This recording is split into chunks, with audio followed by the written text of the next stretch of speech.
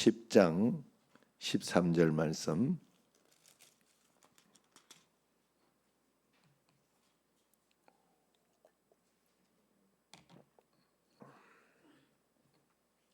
같이 한 목소리로 읽도록 하겠습니다.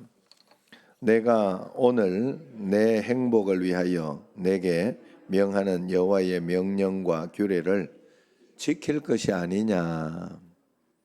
할렐루야. 자, 우리 옆 사람과 한번 또 인사합시다. 새해 복 많이 누리세요. 이렇게 누리는 걸로. 우리는 예수 그리스도의 복을 이미 받은 사람인데, 그걸 누리지를 못해 가지고 어떻게 써먹는지, 어떻게 해야 하는지 그걸 몰라요.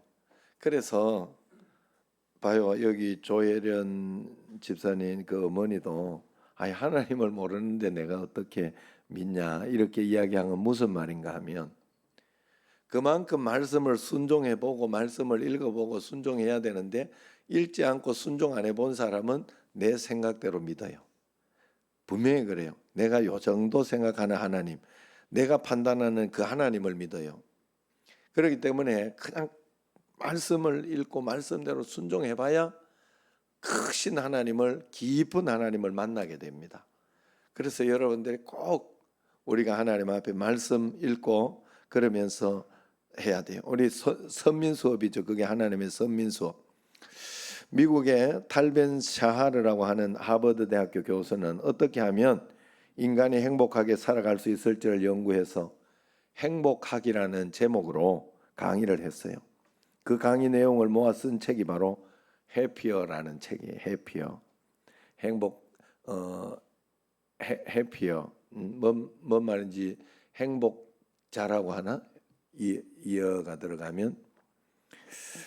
자, 이 책에서는 행복한 삶을 위해서 항상 감사를 표현하고 섬기며 봉사하는 삶을 살며 내면의 부정적인 정서를 털어버리라는 등 6가지 계명을 제시하고 있는데, 한마디로 정의하면 행복하려면 사람다워지라 이 말입니다.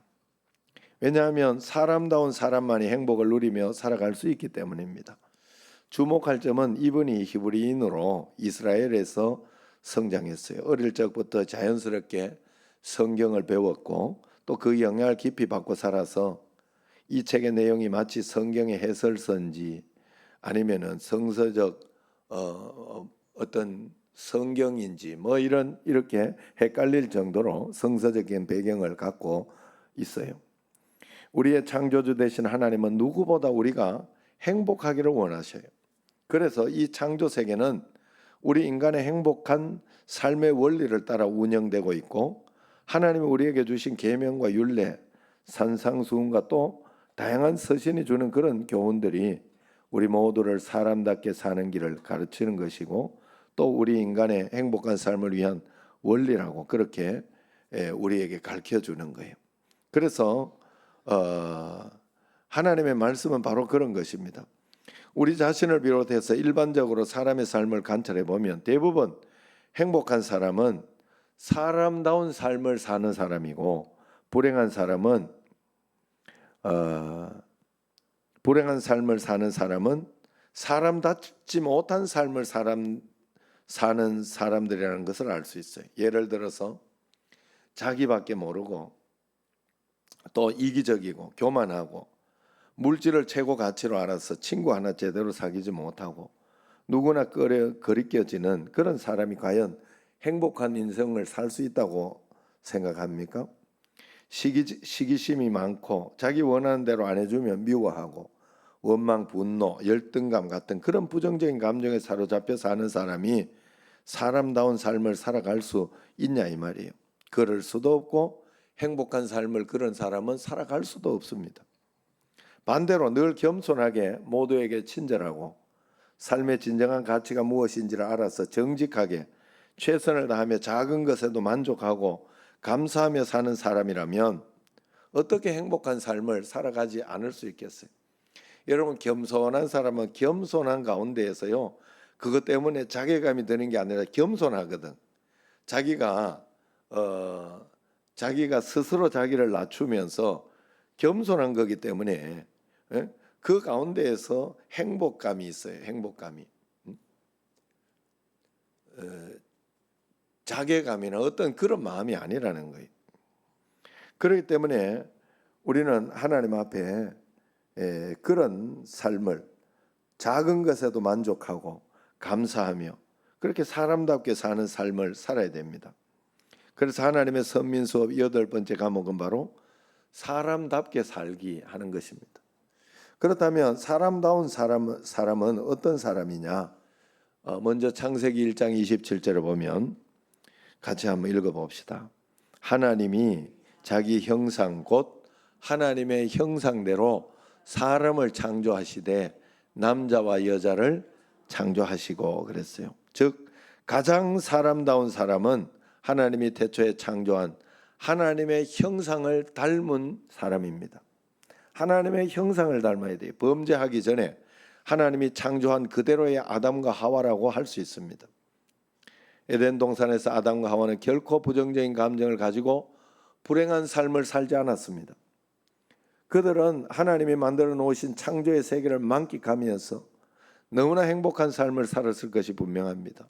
미움이나 시기, 질투, 원망, 불평 이런 삶의 어떤 불행한 요소도 느끼지 못하며 살았을 것이에요. 진짜 사람다운 삶으로 살았을 것입니다. 그래서 이는 내 뼈 중에 뼈요 살 중에 살이라 하면서 사랑하는 마음을 가지고 그렇게 살았다네. 그렇다면 지금 우리는 어떤 모습입니까? 인간은 선천적으로 죄성 때문에도 그렇고 욕심과 욕망 때문에도 그렇고 사람답게 살아가지 못한 때가 참 많다 하는 거예요. 시험과 유혹이 너무 많습니다. 그렇기 때문에 하나님이 우리에게 주신 복을 제대로 온전히 누리지 못하고 소망 없는 삶을 불행하게 사는 것이 바로 인간이에요. 그러니 하나님 보시기에 얼마나 안타깝습니까? 그래서 하나님께서 우리에게 명령과 규례를 주신 거예요. 사람답게 살고 사람답게 사는 행복하게 살라고 우리에게 명령과 규례를 주신 거예요. 그걸 통하여 하나님이 주신 복을 다 누리며 살라고 한 것입니다. 그러니까 하나님의 명령과 규례는 유대인들이 주장하는 경직된 율법이나 우리를 정죄하고 삶의 무게를 가중시켜 옥죄고 통제하기 위한 그런 수단이 아니라는 거예요. 오히려 명령과 규례는 우리 인간이 하나님의 뜻을 알고 그 뜻에 순종함으로 엄청난 복을 누리며 살게 하기 위한 은총의 수단입니다. 신년 축복 3일 금식 기도회 말 그대로 복 받으라고 하나님 앞에 이렇게 하는 것인데 여러분들이 힘들고 어려우라고 여러분을 옥죄고 여러분들이 한번 고생해봐라. 이거 안 하면 너는 복 못 받는다. 뭐 이런 의미로 하는 게 아니에요. 그거 예배자로 어떤 그런 것에 충성하지 못하면 복 못 받을 수 있죠. 왜냐하면 거기에 대한 상급을 못 받으니 내가 복 못 받는다 하는 그런 느낌을 가질 수도 있겠죠. 그러나 하나님은 그래서 있는 것이 아니에요. 하나님은 하나님의 명령과 규례는 하나님 나라의 행복 매뉴얼이에요. 행복 매뉴얼. 그리고 성공 인생을 위한 지침서입니다. 우리가 성공적인 삶을 위한 지침서인데 우리가 이것을 오해하고 있는 거예요. 오해하고 있는. 그래서 말씀 지키는 걸 너무 힘들어요. 아니 축구 선수가 축구 훈련하고 연습하고 얼마나 힘든지 모릅니다, 여러분. 훈련하고 이런 사람들 올림픽 나가서 금메달 따고 싶은 사람이 그 훈련하는 게 힘들고 어렵다고 그걸 하기 싫어하면 말이 돼요?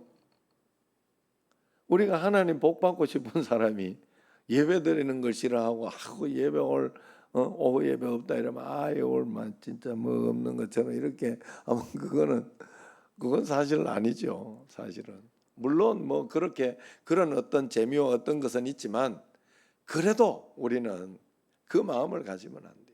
하나님 앞에서 예배를 많이 드리고 주님 앞에 그냥 하나님 앞에 천국에 가면 하루 종일 찬양만 한다는데 그렇게 이렇게 하니까 야, 천국에 가면 하루 종일 찬양해서 지겨워 어떻게 사냐고 이렇게 이야기를 하는데 우리가 생각하는 수준하고는 다르지요. 그게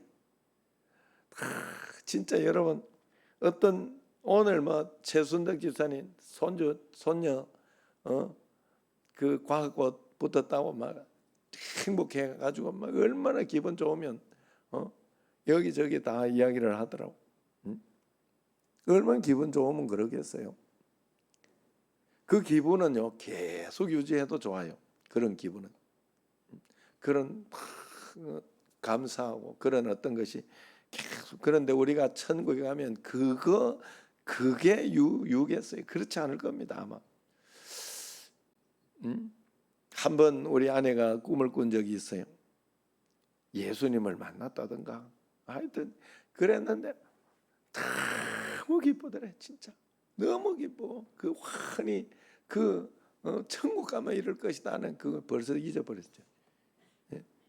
잊으면 안 돼. 그런 걸 잊으면 안 돼. 하나님 앞에서 정말 우리는 천국에는 그런 것이기 때문에 우리가 하나님 앞에 그런 마음으로 그래서 이 땅에서 여러분 내가 이것을 등한히 하고 그렇게 하는 순간 하나님의 축복도 나는 받기 싫은 거예요. 그걸 아셔야 돼요. 아니 내가 운동 선수가 운동을 등한히 하는 그 순간 아니 나는 이 운동의 축복은 받기 싫다는 소리예요. 그건 내게 안 와도 좋다는 소리예요. 그런 고백. 여러분 이걸 제가 뭐에 비유했어요? 여러분 직장하고 비유했죠. 직장에 비유했죠. 그래서 직장 나가기 싫어 가지고 한 번 두 번 빠지기 시작하면 그 직장에 이제는 직장에 쫓겨나거나 그 직장에 아니면 월급 받기 싫다는 소리. 그건 딱 그 말이에요. 다른 이유가 없어요. 아무리 그래도 내가 아무리 내가 가기 싫고 아무리 오늘 힘들고 그래도 죽으라고 직장 가야 하는 이유는 받아야 되니까. 그걸 받아야 되니까. 하나님도 마찬가지예요. 내가 대충 적당히 하면서 하나님 앞에 그 분복을 받을 수 있을까? 그런 일은 없어요. 제가 믿어본 결과 그런 일은 없더라니까. 어머니처럼 죽어라 하고 주님 앞에 아침 저녁으로 기도하시는 거 아시죠? 여기에 와가지고 아침에 와서 오전 기도하고 저녁 또 오후 기도하고 뭐 자고 깨면 기도하고 아니 그게 생명줄인 줄 아니까 그러는 거예요. 그게 생명줄인 줄 아니까. 저도 우리 아버지도 이렇게 돌아가실 때 이렇게 보니까 참 제가 한 가지 감동받고 깨달은 게 하나 있어요. 뭐가 있는가 하면 얼마나 그냥 운동 3바퀴 딱 돌고 오면 무조건 교회 와가지고 예배하고 기도하고 가더라고. 너 근심 걱정 말아라 주 너를 야 요걸 4절까지인가 그걸 다 외우고 계시더라고. 나도 못 외우는데 우리 어머니 아버지 절대 못 외우거든요. 못 외우는 사람이에요. 제가 그 목사고시 볼 때 얼마나 그 고생했는지 몰라요. 보여줘도 못해. 컨닝 하라 해도 못해. 그 정도로 암송을 못하는 분인데 그걸 다 암송했더라니까. 얼마나 불렀으면 여러분 우리가 하나님 앞에 그래서 하나님 말씀대로 하면 하나님께서 우리를 돌봐주셔요. 꼭 돌봐주셔야 아닌 것 같지만 그게 다입니다. 꼭 하셔야 돼요. 행복 하나님 나라 행복 매뉴얼이에요. 우리 명령과 규례는 그렇게 예수님은 공생의 사역 내내 하나님의 명령과 규례를 율법에 담긴 하나님의 마음과 본래의 뜻이 무엇인지를 가르쳐 줬고 십자가를 통해서 그것이 완성이 됐어요. 우리는 율법에 대한 수고를 통해 복을 누리는 것이 아니라 예수 그리스도를 믿음으로 생명과 복을 누리며 살아가게 되어 있습니다. 그런 의미에서 우리에게 주신 명령과 규례는 것은 무엇이고 우리가 명령과 규례를 지킴으로 사람다운 사람으로 살며 복을 누리며 산다는 것이 무엇을 의미하는지 오늘 함께 은혜를 나누려고 합니다. 첫 번째로 하나님께서 우리를 사람답게 살아가게 하기 위해서 새로운 명령과 규례는 바로 복음이라는 거예요. 복음을 우리에게 주신 거예요. 명령과 규례는 예수 그리스도 복음입니다. 우리는 오직 예수 그리스도를 믿음으로 죄에서 구원받을 때 하나님의 형상을 회복한 사람다운 사람이 될 수 있다는 거예요. 그것이 세법입니다. 하나님이 창조하신 하나님의 형상을 닮은 완전한 인간이 무너지게 된 결정적인 요인이 바로 창세기 3장에 기록되어 있는데 아담과 하와가 범죄해서 하나님의 형상을 잃어버린 겁니다. 즉 이 상태를 창세기 6장 3절에 보면 여호와께서 이르시되 나의 영이 영원히 사람과 함께하지 아니하리니 이는 그들이 뭐가 되었다고요? 육신이 됨이라. 그러나 그들의 날은 120년이 되리라 하시니라. 그래. 결국 우리의 날은 120년 됐잖아요. 120년까지 살면 잘 산 거지요. 그래서 그 이상 이렇게 산 사람 한두 명 있을지 몰라도 그렇게 더는 살지 못해요. 사람이 결국 그렇게 돼 사람이 됐기 때문에 그래요. 하나님의 형상과 성품과 인격을 빼앗겨버린 인간이 되었다는 거예요. 즉 죄가 우리 속에 들어와 하나님의 형상이 무너지고 하나님의 성품을 빼앗기면서 인간은 불행해지게 되었어요. 어느 정도로 인간이 타락했냐 하면 창세기 6장 5절 6절에 보면 여호와께서 사람의 죄악이 세상에 가득함과 그의 마음으로 생각하는 모든 계획이 항상 악할 뿐임을 보시고 땅 위에 사람 지으셨음을 한탄하사 마음에 근심하시고. 얼마나 타락을 했는지 기록되어 있지요. 하나님이 사람 지으신 것을 한탄하실 정도로 인간은 타락한 존재가 되었어요. 하나님의 근심거리가 되었습니다. 그래서 시편 49편 2절에 보면 사람은 존귀하나 장구하지 못하며 멸망하는 짐승 같도다 그렇게 이야기를 합니다.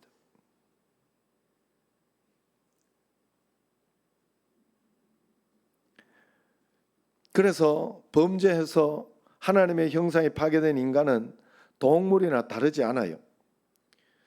멸망하는 짐승 같다 하잖아요. 사람은 존귀하나 장구하지 못한 것은, 오래 살지 못하고 그렇게 복되지 못한 것은 짐승 같아서 그래요.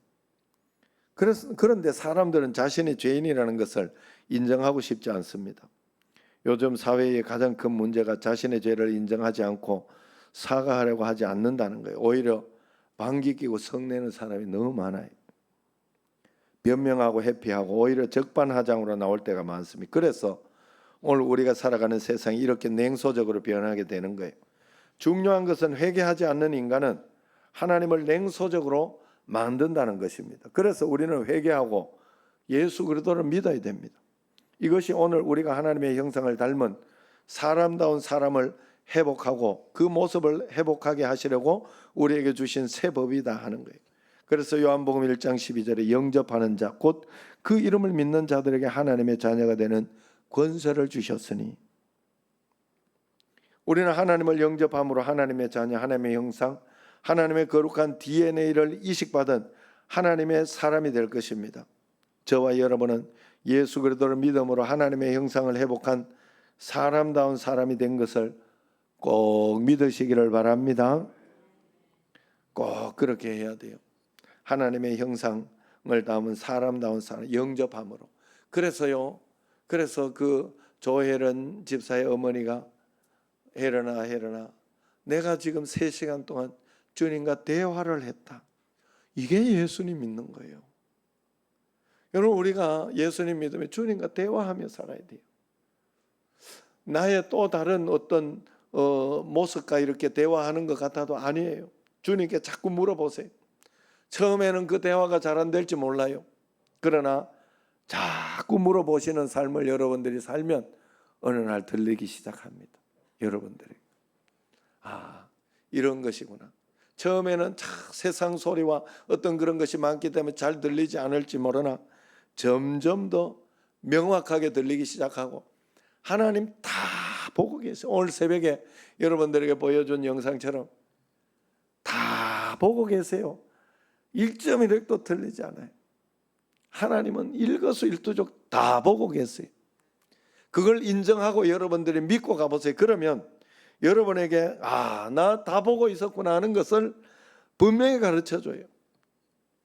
그래서 나 딸기 너무 먹고 싶은데 돈이 없구나. 이럴 때 누가 문을 똑똑 두드려가 딸기를 갖다 줘. 안 겪어봐서 그래요, 여러분들. 비웃지 마세요. 그런 일이 일어납니다. 여러분, 절대 일어납니다. 여러분, 하나님 내가 넥타이 필요하면 넥타이 주세요. 그냥 예를 들라고 하는 거예요. 여러분, 내가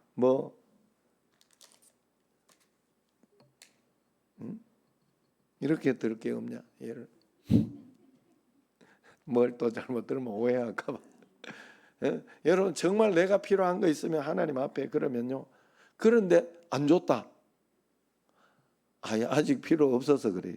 아니면 내가 그만큼 믿음이 안 되거나. 하나님 앞에 전적으로 하나님 다 믿어보세요. 전적으로 믿어보세요. 어떤 역사가 내게 일어나는지 꼭 믿고 주님과 동행하시기 바랍니다. 예수님 영접하여 예수님과 함께 살면 하나님의 형상을 회복하는 게.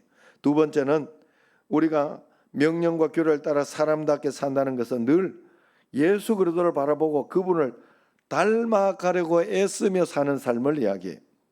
쉽게 말하면 우리가 하나님이 원하시는 사람답게 살기 위해 낡은 율법의 경전을 바라볼 것이 아니라 율법의 완성과 마침이 되시는 예수 그리스도를 바라보며 그분을 따라 사는 거예요. 그래서 에베소서 4장 13절에 우리가 다 하나님의 아들을 믿는 것과 아는 일에 하나가 되어 온전한 사람을 이루어 그리스도의 장성한 분량이 충만한 데까지 이르리니 그랬어요. 장성한 분량이 충만한 데까지 이룰 수 있도록 우리가 나아가야 된다 하는 거예요. 인간의 구원이라는 것은 칭의와 성화를 말합니다. 칭의라는 것은 우리가 죄인이고 늘 부정적인 삶을 살아갈 수밖에 없는 연약한 인간이지만 예수 그리스도의 십자가 공로로 인해 의롭다고 칭함을 받는 겁니다. 그리고 성화라는 것은 점점 그리스도를 닮은 삶을 살아감으로 거룩해지는 것을 말합니다. 그래서 구원은 이미 우리가 받았다고 하는 현재적 개념이 있는가 하면 점점 더 그리스도를 닮은 사람으로 거룩해져 가야 하는 미래적 개념도 있다는 것을 알아야 돼요. 구원은 이미 그러나 아직 아닌이에요. 그게 구원의 개념이에요. 저 천국 갈 때까지 아직 모르는 거예요. 이미 나는 구원을 받았어요. 그래서 내가 하나님을 버리지 않는 날 하나님이 나를 버리는 일은 없어요. 내가 하나님을 떠나가는 일에는 대책이 없어요. 내가 하나님 싫다고 가는 데에는. 그래서 양심에 화인 맞는다는 말이 바로 그런 말이에요. 여러분, 하나님 떠나면 얼마나 죄 가운데 사는지 몰라요. 그래서 사도 바울은 빌립보서 3장 12절 같이 한번 읽어봅시다. 이거 했구나. 읽은 거죠? 아니다. 자, 시작. 내가 이미 얻었다 함도 아니요 온전히 이루었다 함도 아니라 오직 내가 그래도 예수께 잡힌 바 된 그것을 잡으려고 달려가노라. 사도 바울이 이런 말을 굉장히 많이 했기 때문에 위에 거하고 내가 헷갈린 거예요. 에베소서에서도 이야기를 했죠. 내가 그 장성한 분량이 충만한 데까지 내가 이럴 때까지 따라간다라고 이야기하고, 지금 여기서는 잡힌 바 된 그걸 잡으려고 달려간다. 이미 이루었다는 것도 아니고 아직 다 이루지 않았다는 것도 아니라는 거예요.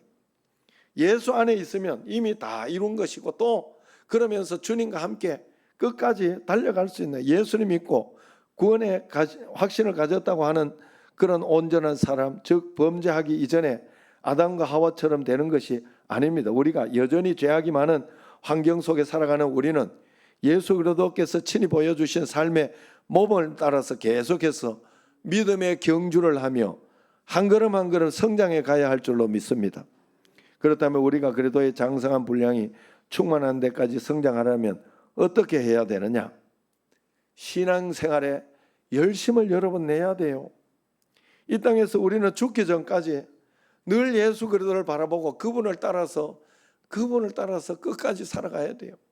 죽기 전까지는 여러분 끝난 게 아니에요. 아직 끝난 게 아니에요. 끝날 때가, 죽기 전까지는 끝날 때까지 끝난 게 아니에요. 여러분, 끝까지 주님 바라보고 의지하며 나아가야 됩니다. 마지막 세 번째로, 우리는 세상의 가치와 유행을 따라 살아서는 안 되고 하늘의 가치를 추구하며 하나님 자녀답게 꼭 살아야 됩니다. 하늘의 가치를 추구해야 돼. 하늘의 가치를 추구해.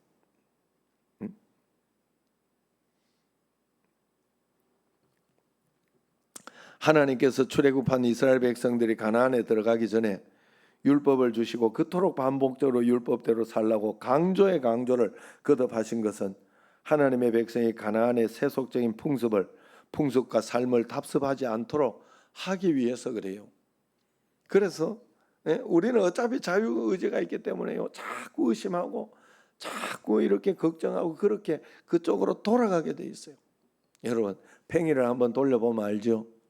팽이를 돌려보면 팽이채를 계속 채찍질해서 쳐서 돌리지 않으면 풀리게 돼 있어요? 안 풀리게 돼 있어요? 풀려서 넘어지게 돼 있어요? 안 넘어지게? 인간도 마찬가지예요. 하나님 앞에서 계속 신앙생활을 채찍질하지 않고 그렇게 나태하게 그냥 두면요 금방 무너지게 돼 있어요. 무조건 그렇게 돼 있어요.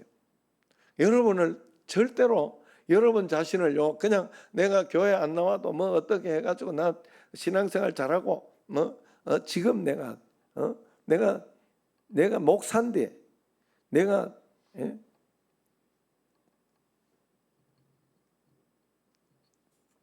몇 년을 믿었는데 이런 생각 아무리 해도 안 돼요. 그게 여러분을 지켜주지 않아요. 잘 믿은 사람은 더 채찍질을 잘합니다. 자기 자신에게 더 채찍질을 해서 더 잘 하나님 앞에 나아갈 수 있도록 분명히 그럴 것이다 하는 거예요. 그래서 마태복음 5장 16절에 같이 읽어봅시다. 이같이 너희 빛이 사람 앞에 비치게 하여 그들로 너희 착한 행실을 보고 하늘에 계신 너희 아버지께 영광을 돌리게 하라. 그렇게 말합니다. 우리는 거룩한 하나님의 사람으로 하나님의 이름을 위해 살아야 되고 더불어 모든 사람을 유익하게 하는 삶을 살아야 됩니다. 과거 연예인이나 유명했던 사람들 가운데 예수님을 믿고 완전히 새로운 삶을 사는 사람들이 많지요. 그 중에 시인과 촌장이라고 하는 그룹에서 활동했던 하덕규 씨 여러분 알 겁니다. 예수님 믿고 목사님이 됐어요. 지금 백석대학교 실용음악과 교수도 하고 계신데 이분이 불렀던 노래 가운데 풍경이라는 노래가 있습니다. 그 가사가 이래요. 세상 풍경 중에서 제일 아름다운 풍경, 그것은 모든 것이 제자리로 돌아가는 풍경. 그렇게 이야기를 했어요. 세상에서 가장 아름다운 모습 풍경은 원래의 자리로 돌아가는 풍경이라는 거예요. 즉 하나님의 사람은 본래 하나님의 형상을 회복하고 동시에 세상이 하나님의 창조 질서를 회복해야 됩니다. 성도는 바로 하나님의 형상을 회복하고 그 창조 질서를 회복하는 일에 헌신해야 된다 하는 거예요. 특별히 예수 그리스도 복음을 전해주는 것, 그거보다 더 하나님 나라의 일을 하는 것은 없습니다. 그것보다 더 창조의 형상을 회복하는 일은 없지요.